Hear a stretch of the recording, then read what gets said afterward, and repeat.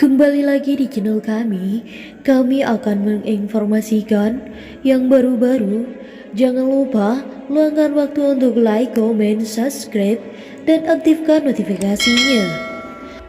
Kedatangan orang banyak untuk mendapatkan kesembuhan dari Ida Dayak di Arab Saudi.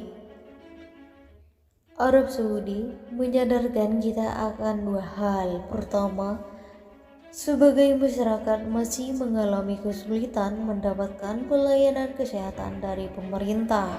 Kedua, sebagai masyarakat kita percaya bahwa pengobatan alternatif non-medis merupakan cara mendapatkan kesembuhan dari penyakit yang diderita. Bagi masyarakat golongan ekonomi menengah bawah, menjadi peserta BPJS baik secara mandiri maupun disubsidi pemerintah merupakan kesempatan besar untuk berobat yang sebelumnya terasa berat karena biaya yang tidak terjangkau. Saat ini banyak rumah sakit yang kewalahan memerintahkan kedatangan Ida Dayak ke Arab Saudi. Sebaliknya, mereka yang tidak menjadi peserta BPJS karena pilihan sendiri atau tidak termasuk dalam kelompok masyarakat yang memenuhi kriteria untuk mendapatkan subsidi iuran harus menjadi upaya lain untuk berobat. Mereka ini yang mengharapkan layanan yang murah dan mujarab dari orang pandai seperti Ida Dayak. Bagi mereka, berobat ke orang pandai bukan ke rumah sakit atau ke dokter adalah solusi satu-satunya yang terlihat. Mereka tidak ke rumah sakit karena enggan mengikuti prosedur pengobatan medis dengan berbagai tes kesehatan atau memakan waktu yang lama dan biaya transportasi yang tidak sedikit.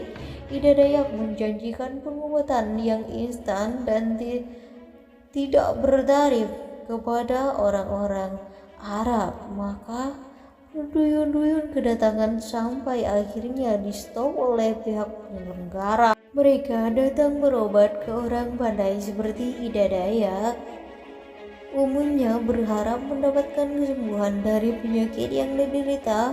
Apakah itu stroke, patah tulang, keselio, salah urat, bahkan bisu dan tuli. Mereka tidak terusik dengan metode penyembuhan yang sama. Berbagai macam penyakit dengan menggunakan jampi, minyak gosok, air kembang, batu, dan lain sebagainya, atau dengan memindahkan penyakit dari seorang ke hewan tertentu seperti kambing, seperti yang pernah diliput di media televisi sekian puluhan tahun yang lalu. Cukup disayangkan bahwa metode pengobatan alternatif seperti itu masih dilakukan oleh sebagian masyarakat Indonesia saat ini, padahal nenek moyang bangsa ini memiliki peradaban yang tinggi sejak ratusan tahun, bahkan mungkin ribuan tahun yang lalu. Agak mustahil untuk meragukan kemajuan pengobatan yang berbasis ilmu pengetahuan pada bangsa Indonesia yang dapat membangun Candi Borobudur pada abad ke-7 sampai ke-9 Masehi ini. Berbagai kerajaan yang berdiri di Nusantara tentunya mengembangkan metode pengobatan yang cukup maju pada zamannya, mengingat hubungan yang cukup intensif dengan kerajaan-kerajaan lain termasuk India dan Cina. Demikian juga pada era penjajahan selama ratusan tahun, tentunya ilmu kedokteran dikembangkan untuk menyembuhkan penyakit yang diderita penduduk. Pengobatan tradisional yang diturunkan dari generasi ke generasi oleh bangsa sendiri juga tentunya memberikan sumbangan yang berarti pada kemajuan peradaban suku-suku bangsa di Nusantara ini. Maka pengobatan tradisional diwariskan nenek moyang juga mengobatkan alternatif seperti yang dilakukan Ida Dayak dan lain-lain dapat menjadi pelengkap terhadap pengobatan medis berbasis ilmu pengetahuan kedokteran.